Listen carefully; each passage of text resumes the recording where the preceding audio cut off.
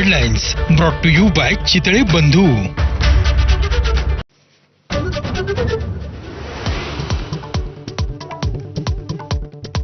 5 जुलैच्या मोर्चानंतर एकत्र यायचं का याबद्दलचा निर्णय राज आणि उद्धव ठाकरेच घेतील. अनिल परब आणि बाळा नांदगावकरांनी केलं स्पष्ट.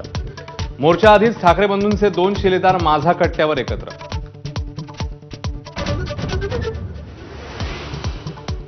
पाच जुलैला होणाऱ्या मोर्चासाठी मनसेकडून सामान्य मुंबईकरांना हाक. मनसे नेते संदीप देशपांडेंकडून दादर स्थानक आणि लोकलमध्ये पत्रक वाटप.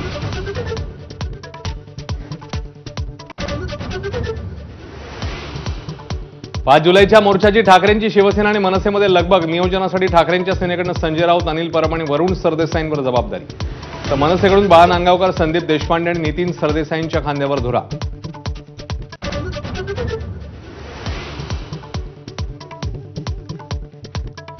हिंदीच्या मुद्द्यावरील मोर्चाला शरद पवारांच्या राष्ट्रवादीचा पाठिंबा. पूर्ण ताकदीने मोर्चात सहभागी होणार खासदार सुप्रिया सुळे यांची माहिती.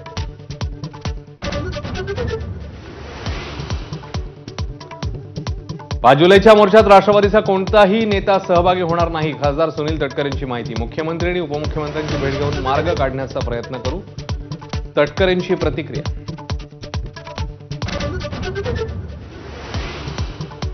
ठाकरे बंधूंच्या मोर्चाबाबत भाजपची वेट अँड वॉचची भूमिका. पावसाळी अधिवेशनाच्या तोंडावर सावध पवित्रा. भाजपचं अजूनही विचार मंथन सुरूच. रवींद्र चव्हाणांची भाजपच्या प्रदेशाध्यक्षपदी निवड होणार. 30 जून रोजी अर्ज भरणार. 1 जुलैला अधिकृत घोषणा होणार. संभाजीनगरच्या वैजापुरात आश्रमात घुसून महिला कीर्तनकाराची दगडाने ठेचून हत्या. शेजारच्या मंदिरातील साहित्याची तोडफोड. एप्रिल महिन्यात संगीता यांना दिली होती जीवे मारण्याची धमकी. इंदापुरातील बेलवडीमध्ये तुकोबांच्या पालखीचं गोल रिंगण, तर ज्ञानोबांची पालखी फलटणकडे रवाना होणार. तुळजापुरात संत गजानन महाराजांच्या पालखीचं जल्लोषामध्ये स्वागत.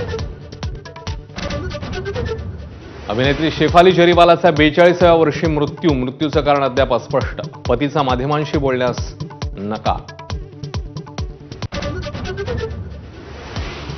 शेफालीला 15 वर्षांपासून होता मिरगीचा त्रास. उपचारही होते सुरू. 5 ते 6 वर्षांपासून तरुण दिसण्यासाठी घेत होती अँटी एजिंग ट्रीटमेंट.